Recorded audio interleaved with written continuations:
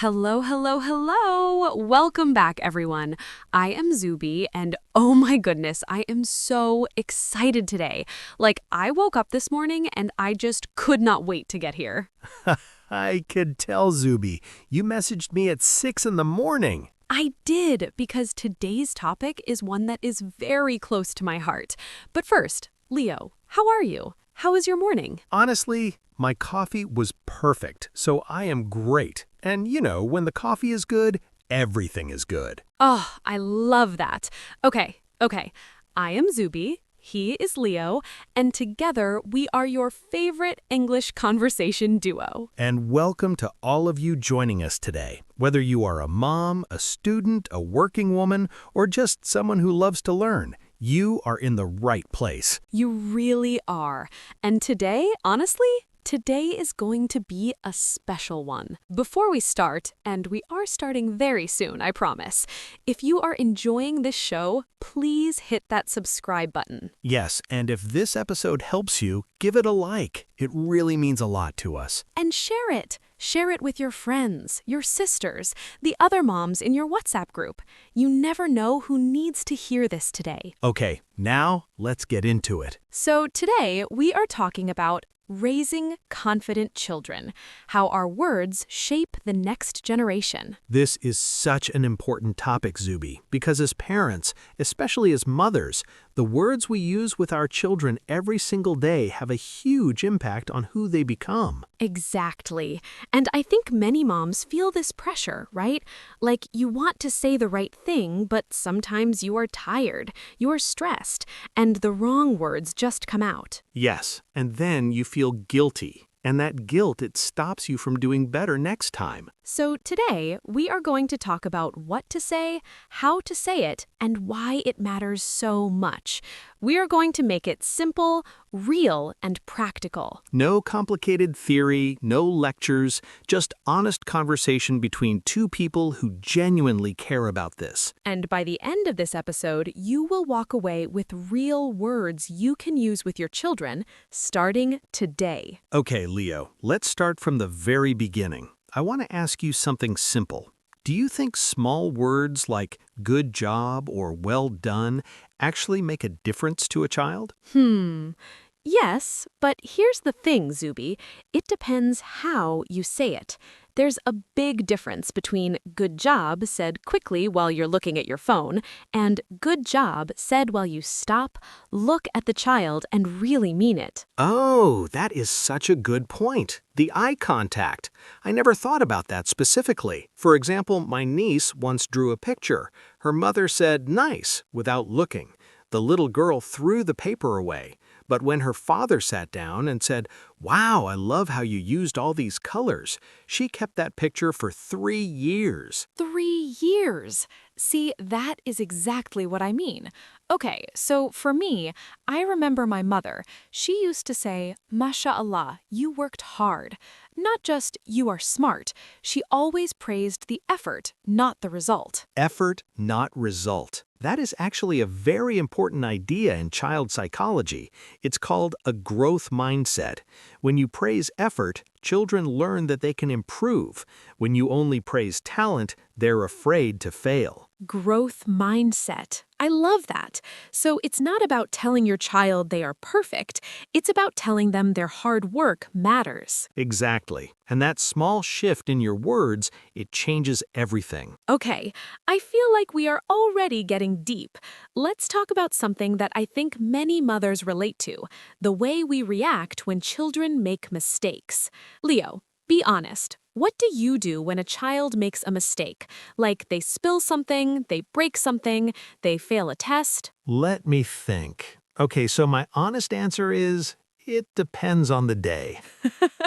Okay, but what I try to do, and what I think is helpful, is to separate the action from the child. Separate the action from the child. What does that mean exactly? So instead of saying, "You're so careless," which attacks the child, you say, "Oh, the glass fell. Let's clean it up together."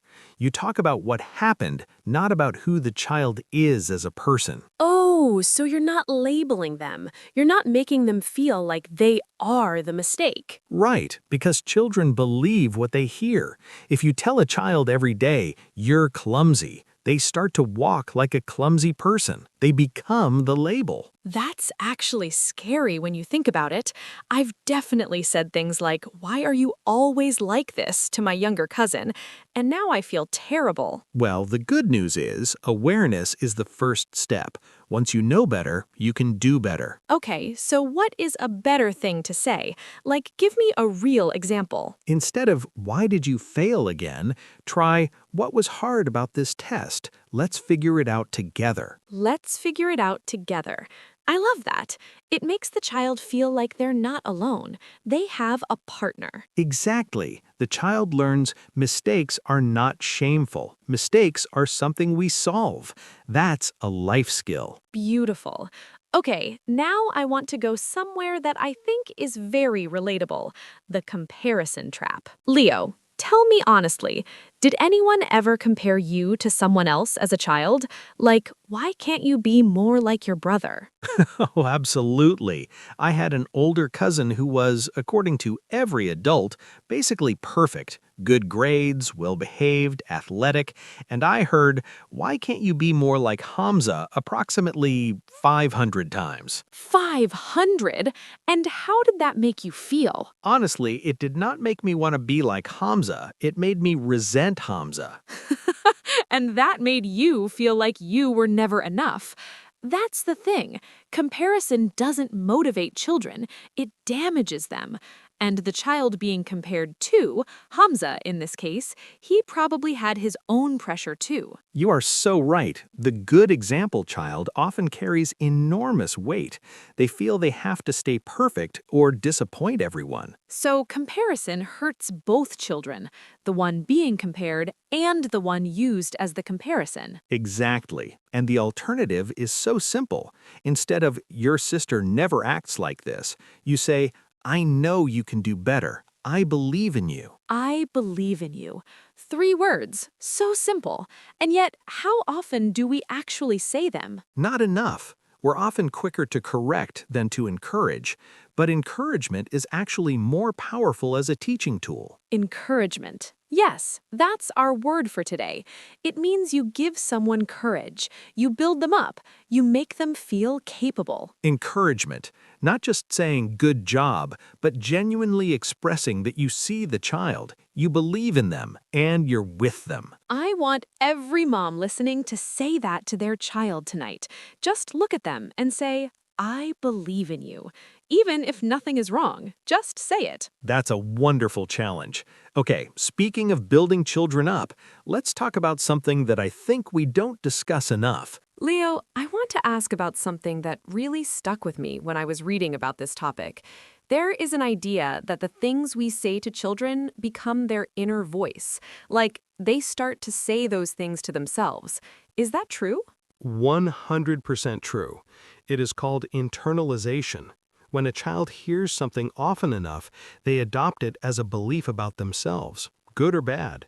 Internalization. Wow. So if I keep saying you are brave to my child, eventually they believe I am brave. Yes. And when they face something scary, a new school, a difficult test, a hard conversation, that inner voice says, I am brave. I can do this. That gave me chills. Okay, so what kind of identity phrases do you think parents should use? Things like, you are a problem solver. You are kind. You are someone who does not give up. These are identity statements. They shape how the child sees themselves. And the opposite, if you say you are lazy, you are bad, you are stupid, those also get internalized. They absolutely do. And research shows that negative labels are actually stickier than positive ones. The brain remembers criticism more than praise, so we have to work harder with positive words. So we have to be more intentional with positive words because the negative ones land harder. That is a bit unfair, honestly. It is, but that is how the brain works. It's built to protect, so it holds on to threats and warnings more strongly, which means as parents, we have to be consistent and generous with our encouragement. I love the word generous here. Like, do not be stingy with kind words, give them freely and often. Exactly. A child cannot hear "I love you" or "I am proud of you" too many times, but they can carry the damage of harsh words for a lifetime. Okay, I have to ask, what about when children do something genuinely wrong? We can't just praise everything. What do we say then? Because I feel like some moms are scared of this. Like, if I'm too gentle, am I spoiling my child? If I'm too strict, am I damaging them? It feels like a very thin line. Good question. And I think the key word here is dignity. You can correct a child without removing their dignity.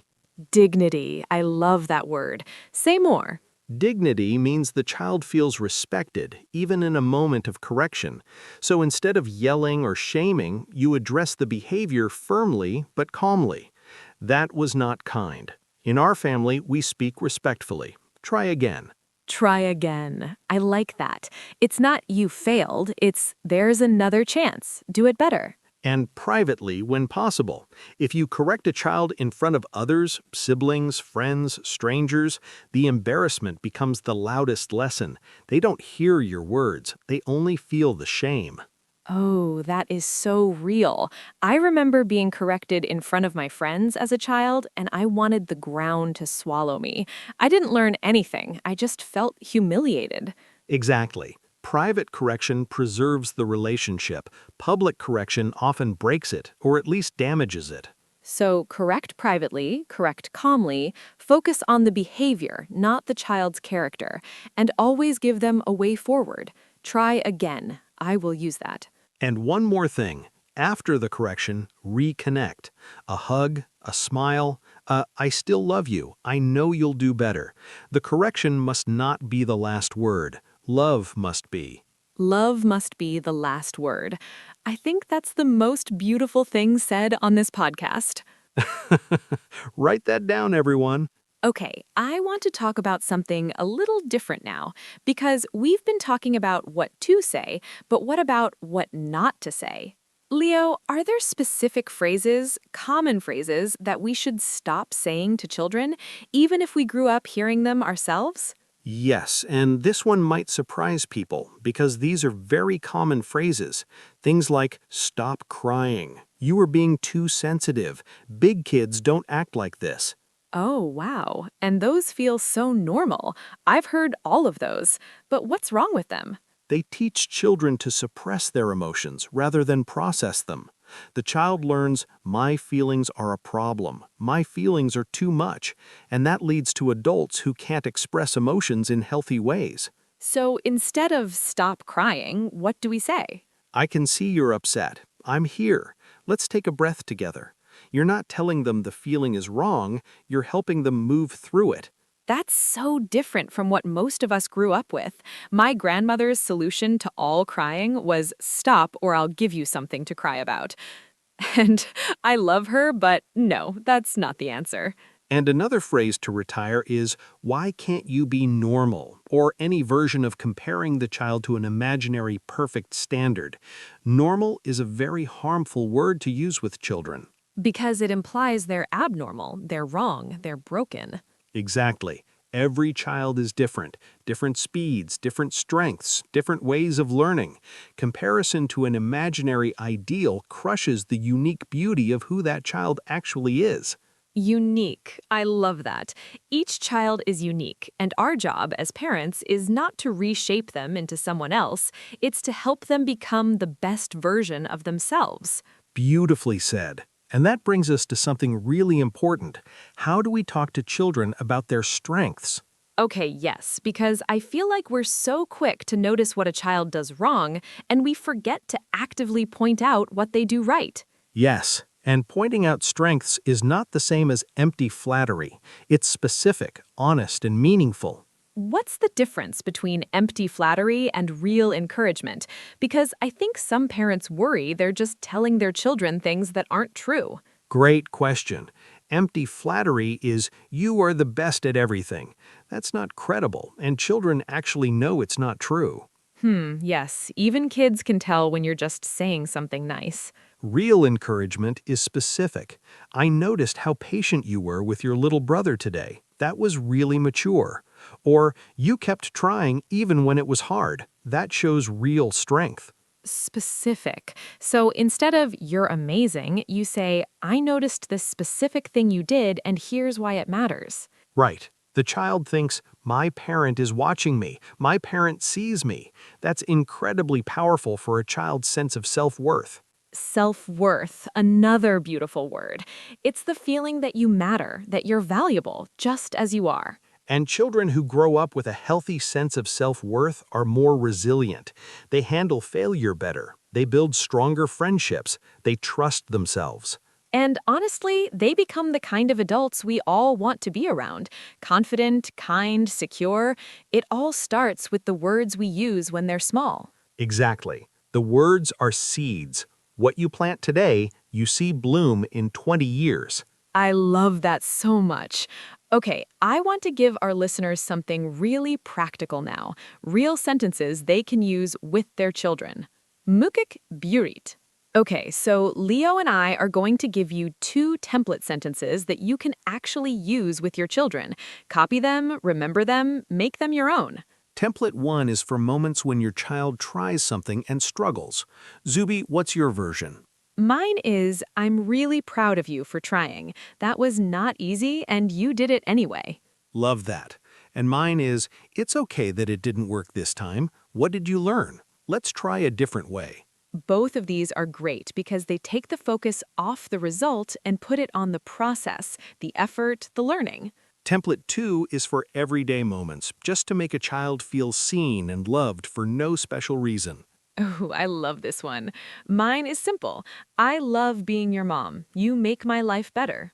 Beautiful. And mine, "I see how hard you work. I notice, and I'm proud of you every single day." Can we all just take a moment? Because these sentences cost nothing. They take 5 seconds, and they can change a child's entire day, their entire self-image. Words are free. Use them generously. Use them generously. I want that on a t-shirt.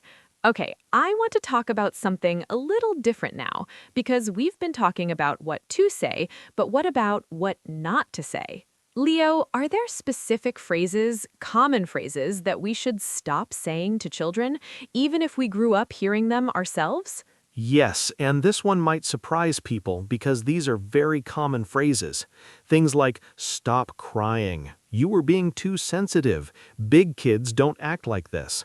Oh, wow. And those feel so normal. I've heard all of those. But what's wrong with them?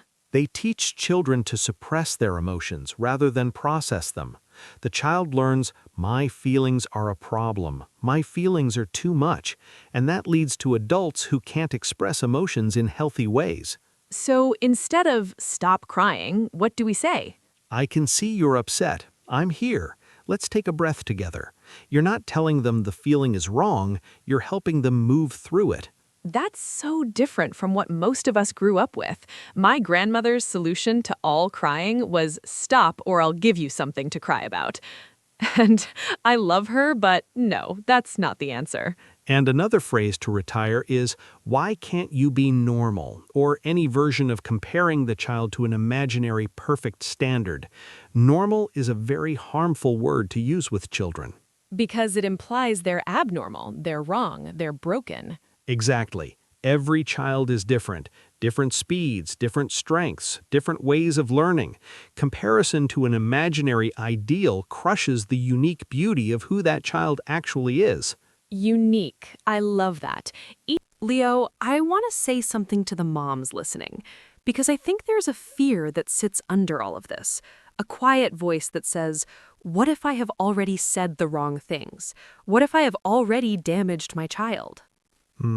That fear is real, and I want to speak to it directly. Please do. Every parent, every single one, has said something they regret. That is not a failure. That is being human. The question is not, did I ever say the wrong thing? The question is, what do I do now that I know better? And the beautiful thing is, children are incredibly resilient, especially when they feel loved. Yes, one moment of harshness does not ruin a child. What matters is the overall pattern, and patterns can be changed. So if you said something harsh yesterday, today is a new day. You can sit with your child and say, I want to apologize for what I said. That was not fair to you. I love you and I will do better. And when you do that, when you model accountability and apology, you are actually teaching your child one of the most important life skills there is. Which is, That it is okay to be wrong. That saying sorry is a sign of strength, not weakness. That relationships can be repaired. this is not scary. This is actually an opportunity.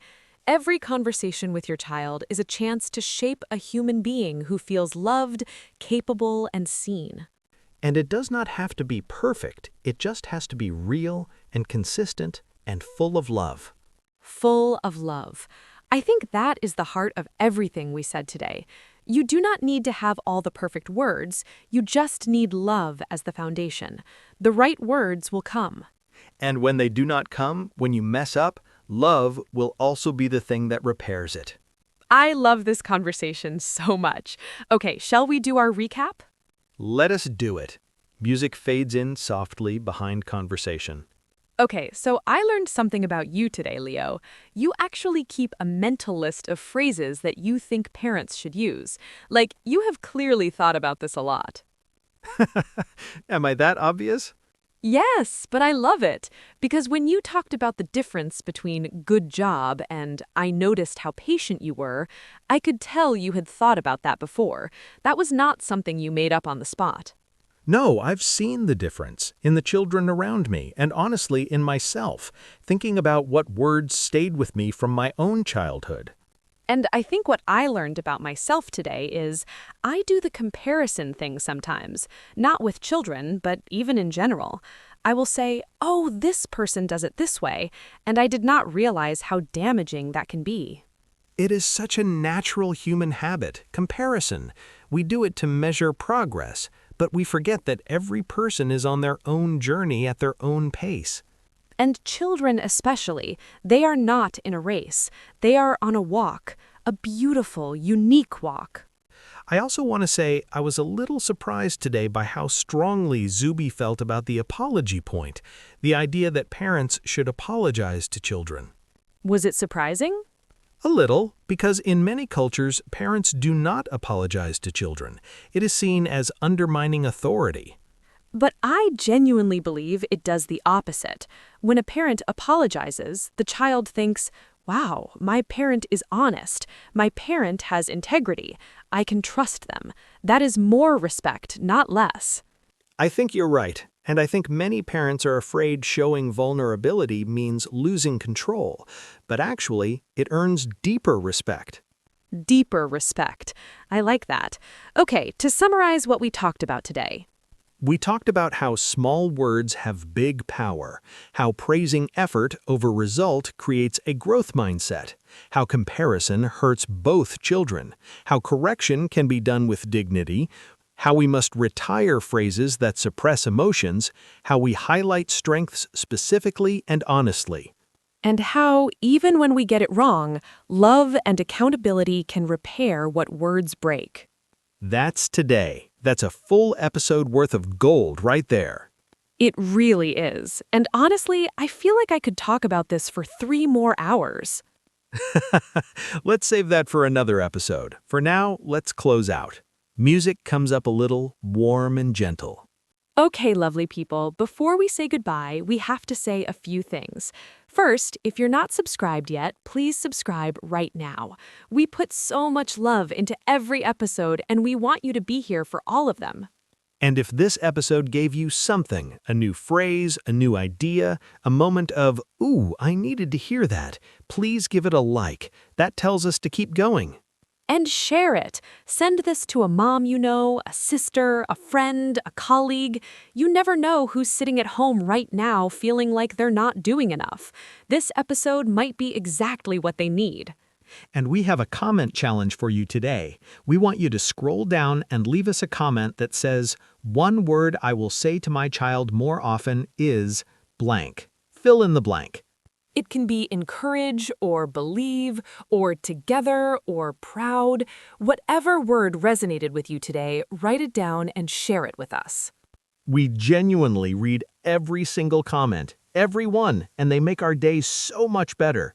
We would absolutely love to read yours, so please do not be shy. Come talk to us. Music comes up warmly and fades. And to all of you listening, mama, student, working woman, tired human who is just doing her best, we see you. You are doing better than you think. The fact that you listened to this, that you wanted to grow, that you took time for yourself and for your children, that already says so much about the kind of person you are.